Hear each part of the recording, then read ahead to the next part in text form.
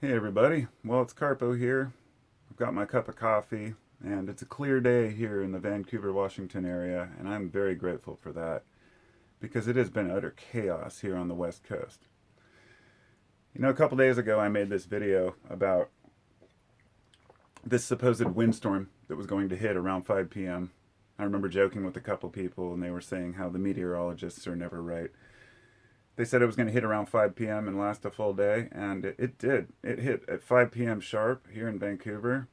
We had some very high powered winds with absolutely clear skies. And it's a rare type of wind event that's caused by a polar vortex pulling down through the center of the US, and it's forcing all the air outward. And we had a bunch of fires in eastern Washington. So when that wind hit, up to 60-mile-an-hour gusts in some places, the wildfires just went crazy, and all the smoke from eastern Washington funneled through the Columbia Gorge, and we were just inundated with ash and smoke.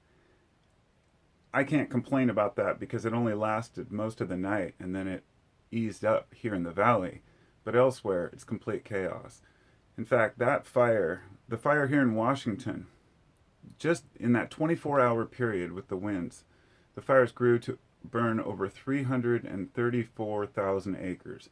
That's a third of a million acres. That's considered a very large fire by itself.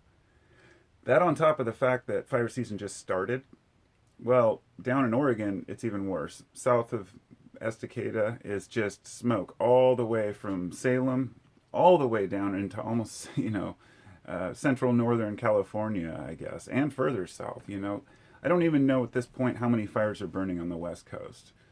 And it's it's sad. It's really sad because so many people are losing their livelihoods and homes. I've heard a lot of talk in some of the forums and discussions and videos that really is it's disturbing and saddening. People saying things like, "Well, that's what they get for being liberal states. They should better manage their state." Even people saying things like, "Yeah, they should." They really believe that you can rake out and clean the forests. And if you don't live in a wooded, crazy terrain area, then you don't understand the concept of forests needing to burn on their own. And for so many decades, people were afraid to let things burn because naturally you let a fire get out of control and it's chaos. And there have been some very large fires over the centuries that have devastated entire regions. Not to mention ruined tourism, and people don't want to see their whole backyard burned up. It takes away your resources. There's a lot of different reasons not to let a place burn. But we've learned over the years that forest management is important. But to point the finger at the West and say, "Oh, well, you should rake your forests out," I mean, it's just mind blowing that people even think that's possible. Some of the trails I take are just loaded, they with just underbrush and crap. They said that windstorm is going to last 24 hours, and that would have ended yesterday at 5 p.m. It's still windy as hell out there. There are a lot of trees and down power lines that start these fires, and it's just I definitely don't want to make this a discussion about why it's happening. These are cyclical events. I could sit here and say, "Oh, it's climate change." Pointing the finger and saying it's climate change doesn't do anything to solve the problem. Climate is changing regardless of what we do at this point.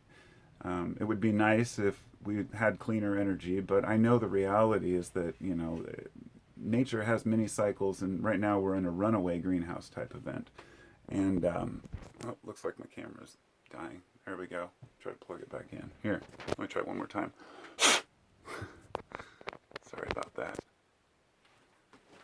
Hopefully that works. Anyhow, I just wanted to touch on this and say that my thoughts are with anybody who lives in one of these fire-prone regions because it can hit fast and they can burn fast. And when you've got, 40, 50 mile an hour winds blowing across the mountaintops, these embers can carry for miles. And really nobody's safe. If you look at what happened to Paradise in 2018, we're just going to have continual repeats of these things. And this is on top of all the bullshit we're all going through already. You know? Not only is the windstorm knocking down trees on somebody's house, but maybe they're in their house to, isolate because they're at high risk of COVID. And on top of that, their house burns down. I mean, there are a lot of reasons to be grateful. And I guess that's the message I'd like to convey out of this. Not to say, oh my God, we're all doomed, but rather to say these fires are just a natural part of, history, and they're going to probably get worse year by year. One final note about crazy weather here. It's pretty mind blowing. This weekend, it was they broke records in Southern California up to 120 degrees in places, I believe. But Denver, Colorado, if I'm not mistaken, reached 101 degrees this weekend during the holiday weekend. But Monday, they reached, I believe, 95 degrees. And then the next day, they were plunged into a complete polar vortex.